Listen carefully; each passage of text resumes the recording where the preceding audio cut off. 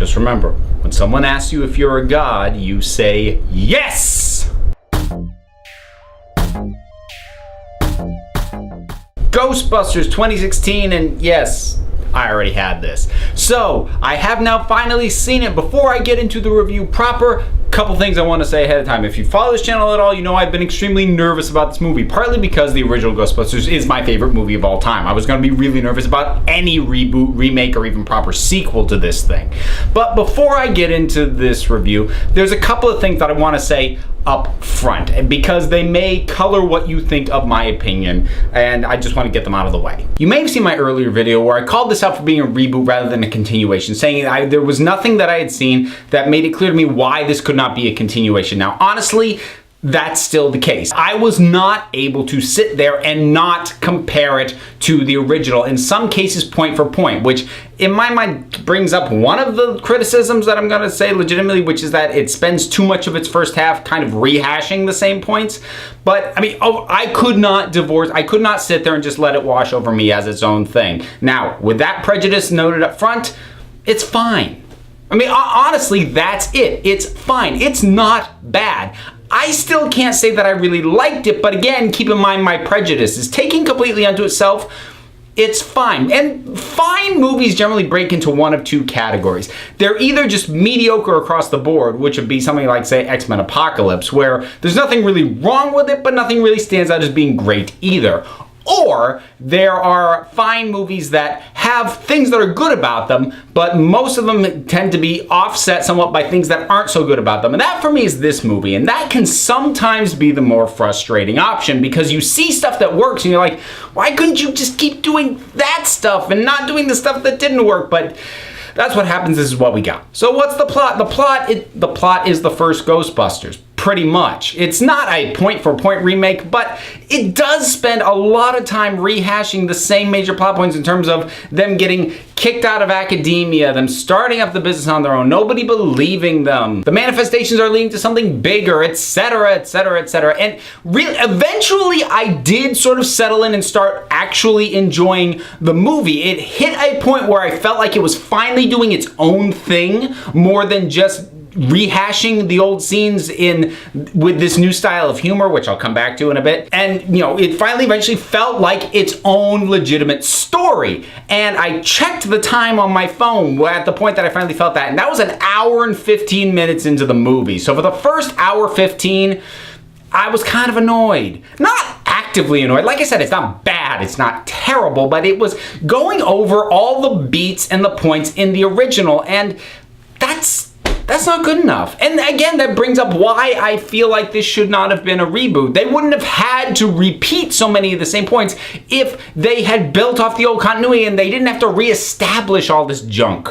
They wouldn't have had to go through the rules of the tech and the ghosts, and all they would have had to do was establish these characters. But anyway, I'll try not to get on that too much. I did mention that the style of the humor is not to my liking, and that's just a reality of sort of one of the prevalent and popular ways of doing comedy in films these days. It's what I call awkwardness comedy, and I don't like awkwardness comedy. And awkwardness comedy tends to be that the setup for what the joke is, you see it coming, but the way that they try and milk humor out of it is just how long they're willing it to just let it sit there and let the moment be, yeah, okay. And some people find that funny, and that's fine. I don't. I like my humor much more guerrilla style. I like it in and out. I like it when the plot is moving and you find a place to do jokes. I have gone on record other places saying that you could strip every single joke out of the original Ghostbusters and it would still be a really interesting movie,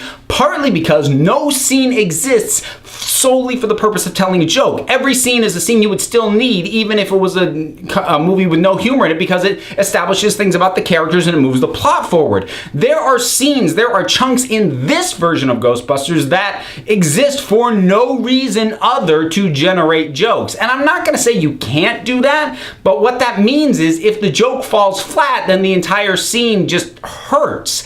But if you can integrate it into the story, then even if the jokes fall flat, at least the scene still served a purpose. I mean, I think my key example in this one would be Kevin, who's played by Chris Hemsworth, is being interviewed for the secretary position, and that interview scene goes on a while, and it tells us almost nothing we didn't already figure out about Kevin, or that the movie wouldn't reiterate later, and it adds nothing to it's there to generate jokes, and if those jokes don't land for you, it's a painful scene. But look, once this thing hit the hour 15 mark, and it started, that was the point at which they figured out the ley lines and figured out what was going to happen next. The thing kind of kicked into high gear for me at that point, and it felt more like its own thing, and I was able to get into it, and they kicked in the music. They used the original theme quite a bit. I noticed that the new song that came out was only showed up once. The classic Ghostbusters theme is quite prevalent, and I like that. But you know, the themes kicking in. I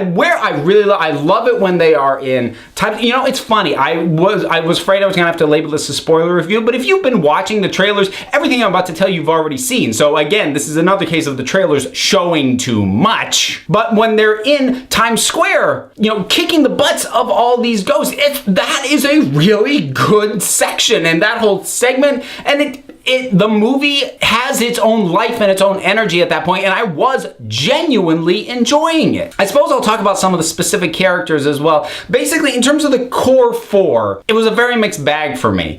First up, you've got Melissa McCarthy, who's fine in it, but she's not doing anything here you didn't already see her do in Spy. There's Kristen Wiig. Now, and unfortunately, Kristen Wiig is sort of the queen of that awkwardness comedy that I talked about, and she does it very well, but I don't like it as a comedy style, so I did not like her. Kate McKinnon was good and fun and energetic. It didn't completely click for me. It felt a little too many sort of affectations, and it felt a little put on, but she did it well, and she was fun to have there.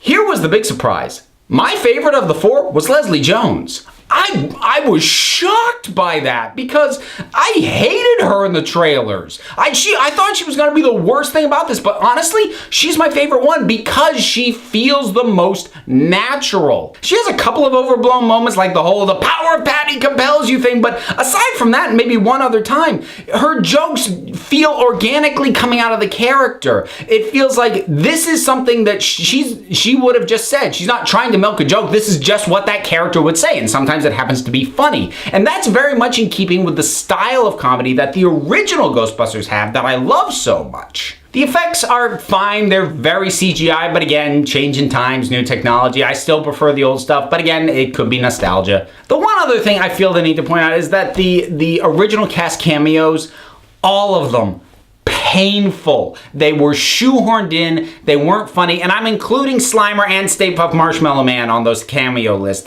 None of them worked. You know what, it was fine. It does not ruin the old one. As far as remakes or reboots or whatever of really good originals go in recent years, it's better than RoboCop, it's better than Total Recall, but it's still not great. I don't love it. I hesitate to say whether or not I like it, but again, I'm not gonna call it a bad movie. Here's what I'll say, and this might seem contradictory. I didn't particularly like this movie. There were things about it I liked, but the movie overall, it was okay.